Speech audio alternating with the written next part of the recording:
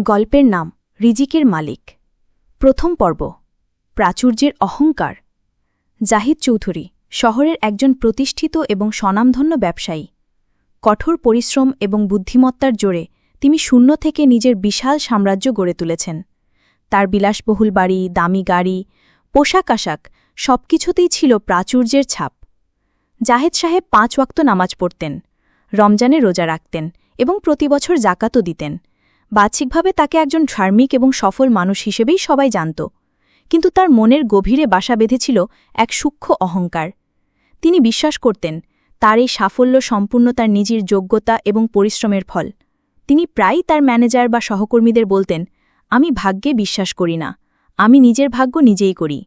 আল্লাহ তাকেই দেন যে কঠোর পরিশ্রম করে। তার কথায় এমন একটা ভাব থাকত যেন রিজিক বা জীবিকার মালিক তিনি নিজেই, আল্লাহ শুধু একজন সাহায্যকারী মাত্র। তার কারখানার এক কোণে একটি ছোট মসজিদ ছিল। একদিন আসরের নামাজের পর মসজিদের ইমাম সাহিব মাওলানা ইসমাইল রিজিকের উপর একটি সংক্ষিপ্ত আলোচনা রাখছিলেন। তিনি বলছিলেন, রিজিকের মালিক একমাত্র আল্লাহ। তিনি যাকে ইচ্ছা অঢেল রিজিক দান করেন, আবার যাকে ইচ্ছা সীমিত করেন। আমাদের কাজ শুধু হালাল পথে চেষ্টা করে যাওয়া, কিন্তু ফল দেওয়ার মালিক তিনি।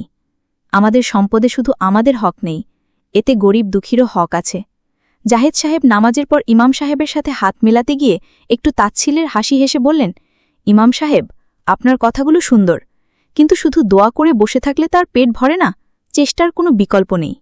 ইমাম সাহেব মৃদু হেসে উত্তর দিলেন, চেষ্টা তো ইবাদতেরই অংশ জাহেদ সাহেব, কিন্তু চেষ্টার ফলের উপর পূর্ণ আস্থা রাখতে হবে আল্লাহর উপর, কারণ তিনি আর রাজ্জাক, মহান রিজিকদাতা। অহংকার মানুষকে আল্লাহর রহমত থেকে দূরে সরিয়ে দেয়। জাহেদ সাহেব কথাটা তেমন গুরুত্ব দিলেন না। তার মনে হল ইমাম সাহেবরা দুনিয়াবি বাস্তবতা বোঝেন না।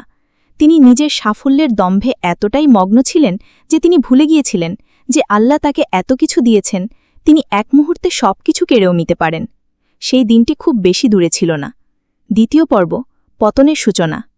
জাহেদ সাহেবের ব্যবসা তখন উন্নতির শিখরে। তিনি একটি বিশাল আন্তর্জাতিক চুক্তি স্বাক্ষর করার প্রান্তে ছিলেন, যা তার ব্যবসাকে একটা নতুন উচ্চতায় নিয়ে যেত। এই চুক্তিটা নিয়ে তিনি এতটাই আত্মবিশ্বাসী ছিলেন যে তিনি ব্যাংকের থেকে একটা বিশাল অঙ্কের ঋণ নিয়ে নতুন কারখানায় বিনিয়োগ করে ফেলেছিলেন। তার ধারণা ছিল চুক্তিটা হাতে পেলেই এই ঋণ শোধ করা কোনো ব্যাপারই হবে না। চুক্তি স্বাক্ষরের ঠিক আগের সপ্তাহে বিশ্ববাজারে হঠাৎ এক অভাবনীয় পরিবর্তন এলো। একটি ছোট প্রযুক্তিগত পরিবর্তনের কারণে জাহেদ সাহেবের উৎপাদিত পণ্যের চাহিদা রাতারাতি প্রায় শূন্যের কোঠায় নেমে এলো। যে আন্তর্জাতিক কোম্পানিটি তার সাথে চুক্তি করতে চলেছিল, তারা শেষ মুহূর্তে চুক্তিটি বাতিল করে দিল। জাহেদের মাথায় যেন আকাশ ভেঙে পড়ল। যে তিনি কল্পনাও করতে পারেননি তাই ঘটল। তার সমস্ত বিনিয়োগ, তার সমস্ত পরিকল্পনা এক মুহূর্তে ধুলোয় মিশে গেল। ব্যাংকের ঋণের বোঝা তার কাঁধে চেপে বসল। তিনি তার অন্য ব্যবসাগুলো বিক্রি করে ঋণ শোধ করার চেষ্টা করলেন, কিন্তু বাজারে মন্দা থাকায় পানির দরে সেসব বিক্রি করতে হল। কয়েক মাসের ব্যবধানে জাহেদ চৌধুরী, যিনি একদিন শহরের অন্যতম ধনী ব্যক্তি ছিলেন, তিনি প্রায় দেউলিয়া হয়ে গেলেন। তার বিলাসবহুল বাড়ি, দামি গাড়ি সবকিছু ব্যাংকের অধীনে চলে গেল। তাকে বাধ্য হয়ে শহরের এক প্রান্তে একটি ছোট ভাড়া বাড়িতে উঠতে হল।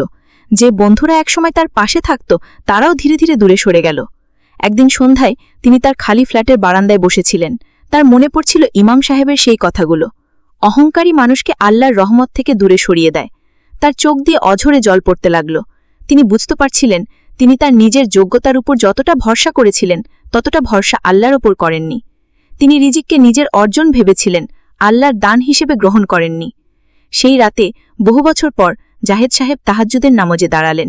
তিনি সিজদায় লুটিয়ে পড়ে শিশুর মতো কান্নায় ভেঙে পড়লেন। তিনি কোনো অভিযোগ করলেন না, শুধু তার অহংকারের জন্য, তার ভুলের জন্য আল্লাহর কাছে ক্ষমা চাইতে লাগলেন। তিনি বললেন, হে আল্লাহ, আমি ভুল করেছি, আমি অহংকারী ছিলাম। তুমি রিজিকের মালিক, আমি ভুলে গিয়েছিলাম। হে আর রাজ্জাক, আমাকে ক্ষমা করে দাও, আমাকে সঠিক পথ দেখাও। সেই সিজদা ছিল তার জীবনের এক নতুন অধ্যায়ের সূচনা। পতনের মধ্য দিয়েই তিনি তার জীবনের সবচেয়ে বড় শিক্ষাটি লাভ করলেন। তৃতীয় পর্ব, সবরের পরীক্ষা। জাহিদ সাহেবের জীবনের সবচেয়ে কঠিন সময় শুরু হল। যে মানুষটা একদিন হাজার হাজার মানুষের কর্মসংস্থান করত, সে আজ নিজেই কর্মহীন। তার পরিচিতি, তার সম্মান সবকিছুই যেন অতীতের স্মৃতি। তিনি চাকরির জন্য বিভিন্ন জায়গায় ঘুরতে লাগলেন, কিন্তু তার বয়স এবং পূর্বের বিশাল ব্যবসায়িক পরিচয়ের কারণে কেউ তাকে সহজে কাজ দিতে চাইল না। তার স্ত্রী আমিনা বেগম ছিলেন একজন সত্যিকারের ধৈর্যশীলা মহিলা। তিনি একদিনও জাহেদ সাহেবকে কোনো অভিযোগ করেননি, বরং তিনি সবসময় তাকে সাহস জুগিয়েছেন। আমিনা বেগম নিজের জমানো কিছু গয়না বিক্রি করে সংসার চালানোর চেষ্টা করতে লাগলেন। তিনি জাহেদ সাহেবকে বলতেন, আল্লাহ আমাদের পরীক্ষা নিচ্ছেন, নিশ্চয়ই কষ্টের সাথে স্বস্তি রয়েছে, আপনি হতাশ হবেন না, হালাল পথে চেষ্টা চালিয়ে যান, আল্লাহ নিশ্চয়ই কোনো ব্যবস্থা করবেন। জাহেদ সাহেব তার স্ত্রীর এই ধৈর্য দেখে আরও লজ্জিত হতেন, কিন্তু সাথে সাথে মনের জোরও পেতেন। তিনি অহংকার ত্যাগ করে যে কোনো হালাল কাজ করার জন্য মনস্থ করলেন। তিনি একটি ছোট খাবারের দোকানে ম্যানেজারের নকরি নিলেন। যে জাহেদ চৌধুরী একদিন লাখ লাখ টাকার চুক্তি স্বাক্ষর করতেন, তিনি আজ দোকানের হিসাব মেলাচ্ছেন। প্রথম প্রথম কাজটা করতে তার খুব কষ্ট হতো। পুরনো পরিচিত কেউ দোকানে এলে তিনি লজ্জায় মুখ লুকিয়ে ফেলতেন, কিন্তু ধীরে ধীরে তিনি নিজেকে মানিয়ে নিলেন। তিনি মন দিয়ে কাজ করতে লাগলেন।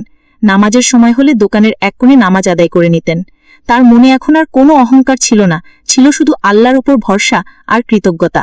তিনি অল্প আয়ও শুকরিয়া আদায় করতেন। একদিন দুপুরে দোকানে বসে তিনি কুরআন পড়ছিলেন। সূরা আত-তালাকের একটি আয়াত তার চোখে পড়ল, যে আল্লাহরকে ভয় করে আল্লাহ তার জন্য পথ খুলে দেন এবং তাকে এমন উৎস থেকে রিজিক দান করেন যা সে কল্পনাও করতে পারে না। আয়াতটি পড়ে তার মনটা শান্তিতে ভরে গেল। তার দৃঢ় বিশ্বাস জন্মাল, আল্লাহ নিশ্চয়ই তার জন্য কোনো উত্তম পরিকল্পনা করে রেখেছেন।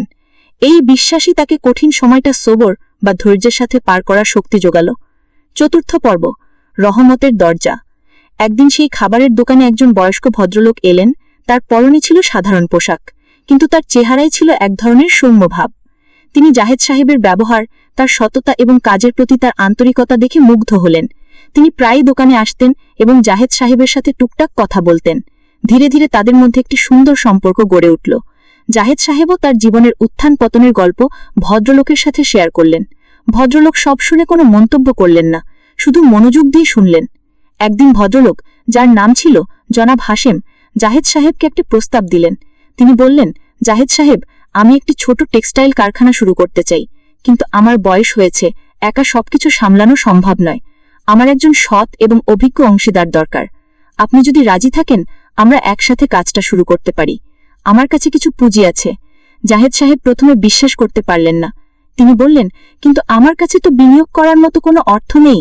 জনাব হাশেম হেসে বললেন, আমি আপনার কাছে অর্থ চাইনি জাহেদ সাহেব, আমি আপনার অভিজ্ঞতা, আপনার সততা আর আপনার আল্লাভীরতাকে আমার অংশীদার করতে চাই। লাভের 50% আপনার থাকবে। জাহেদ সাহেবের চোখ দিয়ে জল এসে গেল। তিনি বুঝতে পারলেন এটাই সেই অকল্পনীয় উৎস যার কথা আল্লাহ কুরআনে বলেছেন। তিনি সিজদায় পড়ে আল্লাহর শুকরিয়া আদায় করলেন। তারা দুজন মিলে নতুন কারখানা শুরু করলেন। জাহেদ সাহেব তার পূর্বের অভিজ্ঞতা এবং সততাকে কাজে লাগালেন, কিন্তু এবার তার মধ্যে কোনো অহংকার ছিল না। তিনি প্রতিটি কাজের শুরুতে বিসমিল্লাহ বলতেন এবং প্রতিটি সফলতার জন্য আল্লাহর শুকরিয়া আদায় করতেন। তিনি কারখানার শ্রমিকদের সাথে ভাইয়ের মতো আচরণ করতেন, তাদের নামাজের জন্য ছুটির ব্যবস্থা করতেন এবং তাদের দুঃখ কষ্টে পাশে দাঁড়াতেন। জনাব হাশেমের পুঁজি আর জাহেদ সাহেবের অভিজ্ঞতা আর কঠোর পরিশ্রমে তাদের ব্যবসা অল্পদিনেই সাফল্যের মুখ দেখল। আল্লাহ তাদের ব্যবসায় বরকত দান করলেন। জাহেদ সাহেব আবার আর্থিকভাবে সচ্ছল হলেন, কিন্তু এবার তার জীবনযাত্রায় কোনো বিলাসিতা ছিল না, ছিল সারল্য আর কৃতজ্ঞতা। পঞ্চম পর্ব, শুকরিয়ার জীবন। কয়েক বছরের মধ্যে জাহেদ সাহেব আবার তার হারানো সম্মান এবং সচ্ছলতা ফিরে পেলেন, কিন্তু এবার তার দৃষ্টিভঙ্গি ছিল সম্পূর্ণ ভিন্ন। তিনি এখন বিশ্বাস করতেন এই সম্পদ তার নয়, এটা আল্লাহর আমানত। তিনি তার কারখানার পাশে একটি বড় মসজিদ এবং একটি এতিমখানা তৈরি করলেন। তিনি নিয়মিত এতিমখানার বাচ্চাদের সাথে সময় কাটাতেন, তাদের পড়াশোনার খোঁজ খবর নিতেন। তিনি একটি তহবিল গঠন করলেন, যেখান থেকে গরিব ও মেধাবী ছাত্রের পড়াশোনার খরচ এবং অসহায় মানুষের চিকিৎসার ব্যবস্থা করা হতো। একদিন মাওলানা ইসমাইল, সেই পুরনো মসজিদের ইমাম, জাহেদ সাহেবের নতুন কারখানায় তার সাথে দেখা করতে এলেন। তিনি কারখানার পরিবেশ, শ্রমিকদের হাসিমুখ এবং জাহেদ সাহেবের বিনয়ী আচরণ দেখে অত্যন্ত খুশি হলেন। জাহেদ সাহেব ইমাম সাহেবকে জড়িয়ে ধরে বললেন, ইমাম সাহেব, আপনি সেদিন ঠিকই বলেছিলেন, অহংকারী ছিল আমার পতনের কারণ। আল্লাহ আমাকে কঠিন পরীক্ষার মাধ্যমে এক বিরাট শিক্ষা দিয়েছেন। ইমাম সাহেব তার কাঁধে হাত রেখে বললেন, আল্লাহ যাকে ভালোবাসেন তাকেই তিনি পরীক্ষা করেন জাহেদ সাহেব। তিনি আপনাকে পরীক্ষা করে খাঁটি সোনায় পরিণত করেছেন। আপনি এখন শুধু একজন সফল ব্যবসায়ী নন, আপনি একজন আল্লাহর শুকরগুজার বান্দা। জাহেদ সাহেব এখন তার জীবনের প্রতিটি নিঃশ্বাসে আল্লাহর শুকরিয়া আদায় করেন। তিনি বুঝেছেন রিজিক শুধু অর্থ বা সম্পদে নয়, রিজিক হল মনের শান্তি, সুস্থ শরীর, নেককার জীবনসঙ্গী এবং আল্লাহর উপর অটুট বিশ্বাস। তিনি এখন রিজিকের পেছনে ছোটেন না, বরং রিজিকদাতা আল্লাহর সন্তুষ্টির পেছনে ছোটেন। আর আল্লাহও তার জন্য রহমতের সব দরজা খুলে দিয়েছেন। তার গল্পটা সবার জন্য এক বিরাট শিক্ষা হয়ে রইল। যোগ্যতা, পরিশ্রম সফলতার কারণ হতে পারে, কিন্তু সফলতার মালিক এবং রিজিকদাতা একমাত্র আল্লাহ তাআলা। তার উপর ভরসা এবং কৃতজ্ঞতাই হল প্রকৃত সফলতার চাবিকাঠি।